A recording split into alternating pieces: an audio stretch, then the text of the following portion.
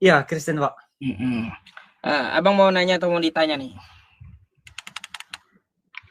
Izin Pak, mohon maaf kepada penonton dulu. Saya Kristen, sempat juga saya mendengarkan kemarin pas ku tengok di live Abang juga bahwasanya uh, Muslim itu, mohon maaf dulu ya, nanti jangan di ini ada rekaman dari teman-teman nanti yang nonton. Jadi kan Muslim ini kan ada yang nikahin yang anak di bawah umur, Bang. Nikah di bawah umur?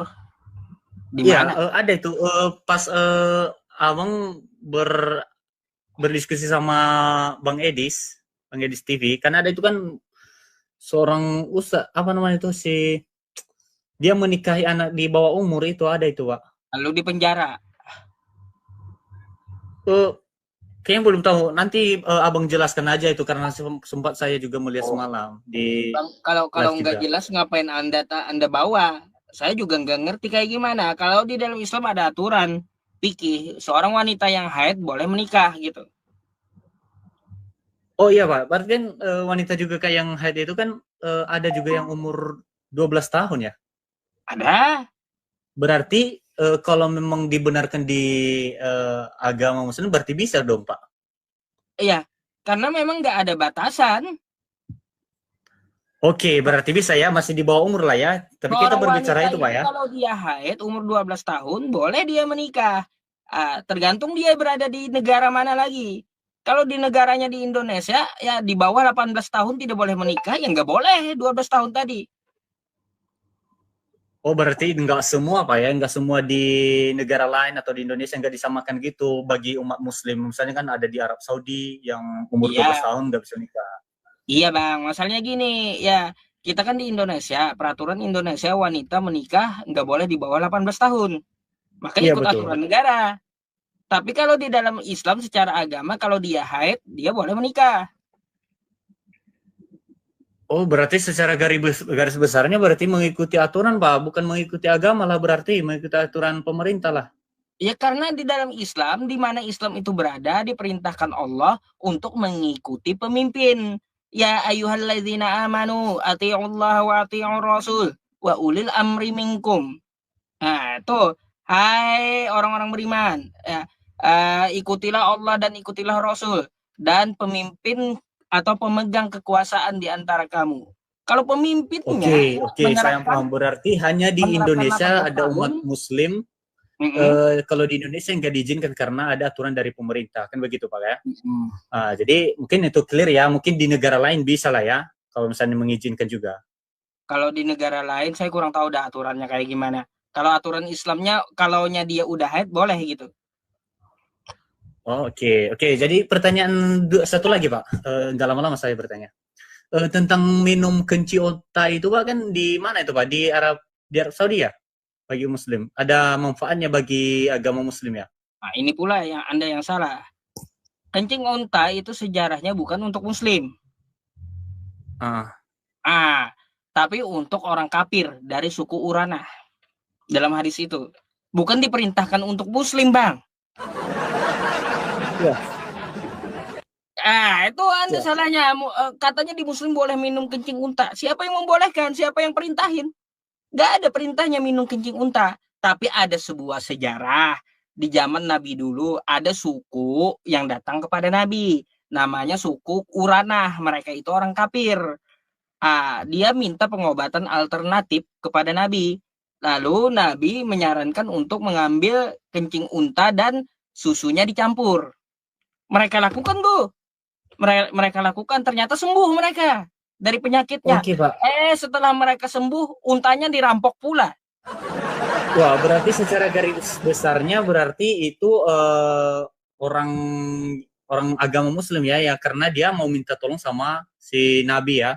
Jadi kan Bukan Muslim, bukan berarti Muslim. Jadi kencing unta itu diperintahkan untuk yang bukan Muslim. oh, oke lah Pak. Terima kasih Pak. Mungkin aku nggak bisa Nah, lawan Pak. Aku nggak bisa lawan. Nggak iya, bisa aku debat. itu tuh masalahnya sejarahnya kayak gitu. Boleh saya nanyain satu hal ini? Masalah kencing juga sih. Bisa Pak. Alkitab itu kitab Anda kan? Iya. Nih. Ini kitab Anda yang saya buka ya. Dua Raja-Raja, betul? Iya, betul. Nah, di sini Bang, coba kita baca. Bukankah juga kepada orang-orang yang duduk di atas tembok, yang memakan ee-nya dan meminum air kencingnya bersama-sama dengan kamu? Ajaran minum air kencing sendiri itu lebih duluan ada di Kristen, Bang. Gimana itu? Kalau kencing unta kan abad ke-6. Ini abad 1 Masehi ini. Ajaran minum kencing sendiri dari Kristen. Aduh Pak Ustadz, udahlah Pak Ustadz. Saya mau turun Pak Ustadz. Nggak bisa melawan. Iya Pak Ustadz, saya mau turun Pak. Mau turun. Oke, terima kasih Pak Ustadz. Oke. Ya. Mau turun ya. Makanya ya Halo. Gimana kabarnya Pak Ucup? Katanya baru sakit ini kayaknya dia kemarin. Ya iya, dengan izin Allah saya sembuh. Itu makanya jangan suka menghina orang Kristen. Di mana saya menghina? Saya itu menyampaikan yang tertulis toh. Itu tidak menyampaikan. Pak Ustadz itu menyampaikan Quran saja, jangan Alkitab. Loh, saya bicara Quran dihujat juga Bu sayanya, macam mana? Oh, nggak boleh lah. Semua pada koridornya masing-masing, semua pada ranahnya masing-masing, Pak Ustadz. Kemarin saya ceramah tentang Quran, saya dimaki-maki, saya dibawa oleh Kristen. Kenapa? Itu salah itu berarti. Berarti orang Kristennya salah itu. Makanya salahin Kristennya, jangan salahin saya. Kalau Pak Ustadz membahas agama Pak Ustadz, itu tidak ada yang salah. Yang menghujat itu yang salah, begitu. Iya. Bu. Ya. Ada pertanyaan saya nih. Apa? Kemarin tanggal 25 ngerayain nggak? Ngerayain Natal. Ngerayain apa? Hari kedatangan Tuhan Yesus ke dunia ini, hari kelahiran Tuhan Yesus ke dunia ini. Oh, ada tanggalnya? Tidak ada, tanggalnya itu adalah tanggal 25 itu persepakatan bersama. Kita adakan persepakatan. Nah, tetapi kapan tanggalnya itu tidak ada ditulis di Alkitab ya, tidak ada. Itu semua hanya persepakatan oleh bapak-bapak gereja. Tetapi memang itu setiap kapanpun bisa dirayakan kalau kita mau merayakan kedatangan Tuhan Yesus ke dunia ini. Ya, tidak ada. Saya pikir betul Bu, Yesus lahir tanggal 25. Rupanya tidak ada diceritakan di Alkitab. Tidak ada diceritakan Bu, di Alkitab, Pak Ustadz. Nanti bikin aja konsili lagi gitu Bu, kesepakatan. Mana tidak apa-apa. Kita kan gitu. Tidak apa-apa, kita tidak berfokus kepada tanggal. Kami tidak berfokus pada tanggalnya, tapi kami berfokus kehadiran Tuhan Yesus di dunia ini. Nah, yang sang terang itu, Yesus itu sudah terang, makanya kami bersuka cita karena terang Tuhan telah datang ke dunia ini. Begitu, supaya kita yang gelap ini menerima terang. Itu yang kami rayakan. Aduh, nggak ngerti. Gitu. Tanggal 25 itu setahu saya lahirnya Dewa Matahari. Nah, tanggal 25 itu banyak orang merayakan banyak hal. Mereka banyak yang ulang tahun, mereka juga banyak. Tanggal 25 itu kan tidak cuma kita yang hidup di dunia ini. Banyak agama, banyak suku, banyak Harimau Arab sedunia juga tanggal 25. Itu terserah kalian, Kak, masing-masing. Oh, ya? Gitu. Tidak ada yang melarang. Bagi orang yang tidak toleransi, monggo, tidak apa-apa. Kami juga nggak apa-apa. Kenapa yang toleransi? Toleransi lah itu, Bu. Ya, oke. Begini dia. Mari kita saling menghormati, menghargai satu sama dengan yang lainnya supaya kita hidup berdampingan dengan damai, sukacita. Begitu ya, Pak Ustadz.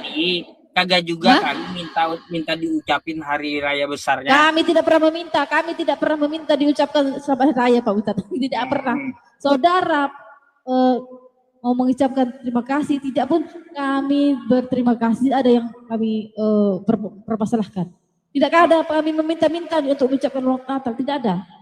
Itu ada, yakin. Yang penting terang Tuhan itu hadir di setiap hati kami, itu yang penting.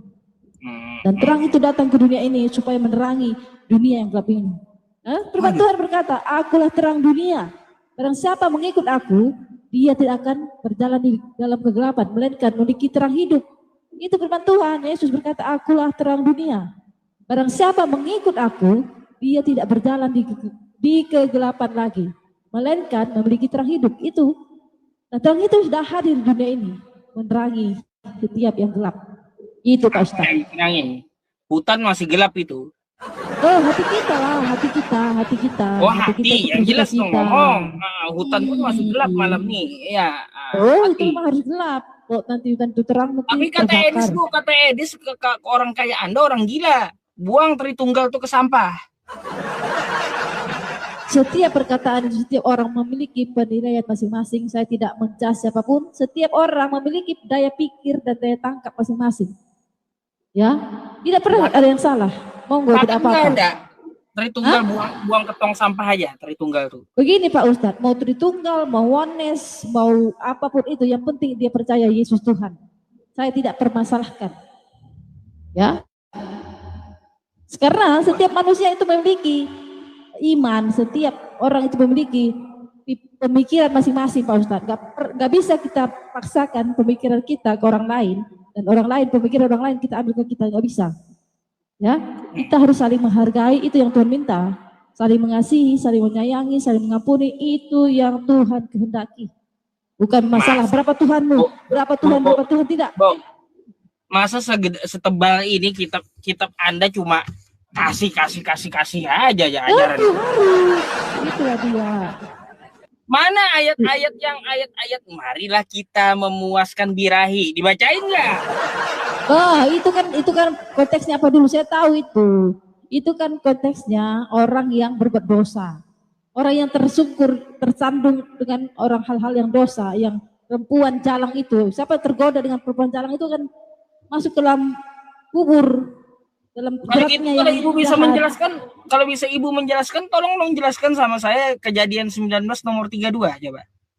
Saya buka dulu ya. Iya, buka dulu. Kejadian 19 nomor 32. Bacain ya Bu ya. Oke.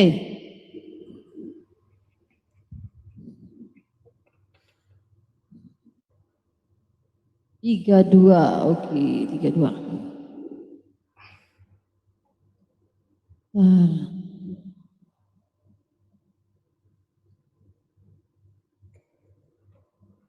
Ini kan tentang jerat. Ya dibaca lah. Itulah kita bacakan awalnya. Ini kan tentang marilah itu.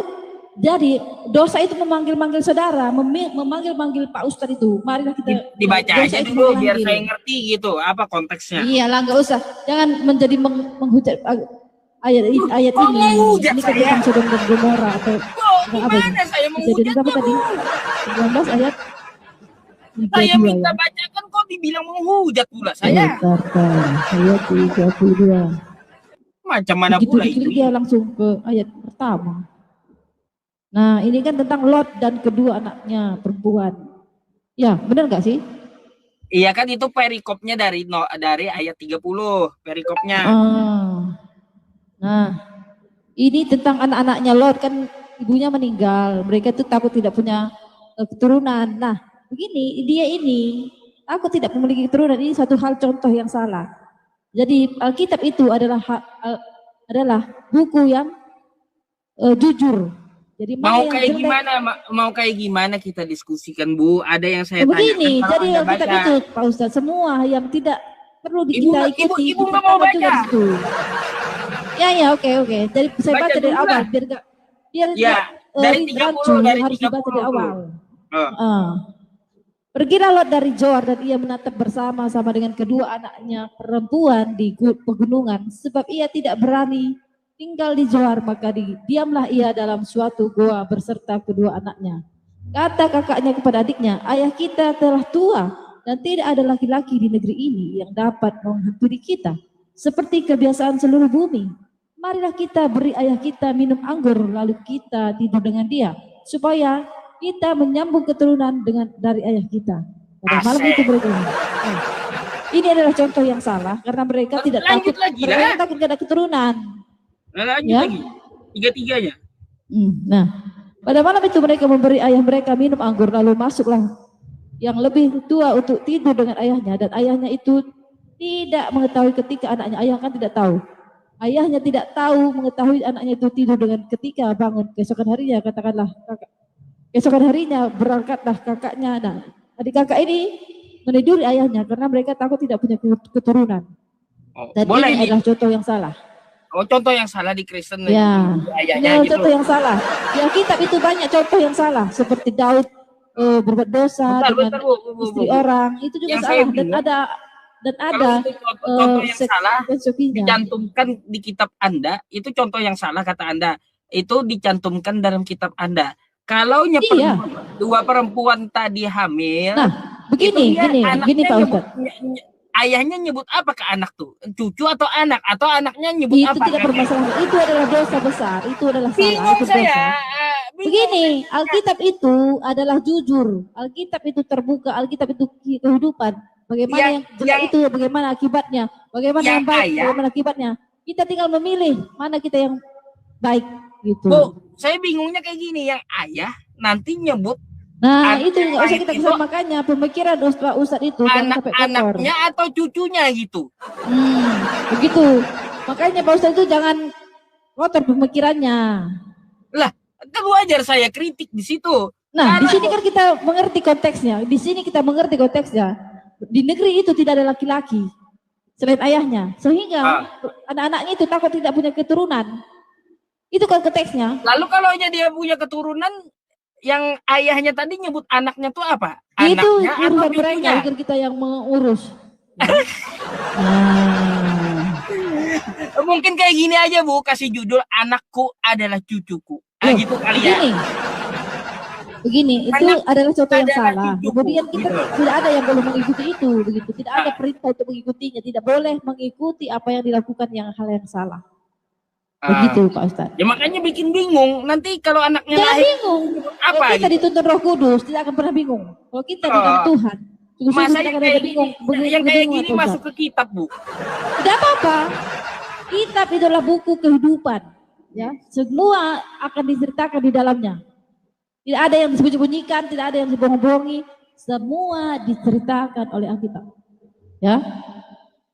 Tinggal kita mengambil yang mana yang benar, mana yang mendatangkan kebaikan, mana yang mendatangkan keburukan, maka kita harus pintar diberi akal untuk memilih yang baik. Kacau ya kalau kayak gini, Bu. Tidak ada yang kacau. Bagi yang tidak mengerti aja yang kacau. Terima kasih Ibu menjelaskan. Udah saya nggak bantah juga, Bu. Ya, nggak bantah. Imani saja saya. Tidak ada yang bantah. Kita mengerti ketika kita diterangi oleh Roh Kudus. Tanpa Roh Kudus tidak akan bisa, Pak Ustadz. Begitu. Oke, itu jawaban Ibu. Makasih ya Bu ya atas jawabannya. Saya mau nanya itu aja. Thank you ya. Oke. Terima kasih Pak Ustadz. Malam.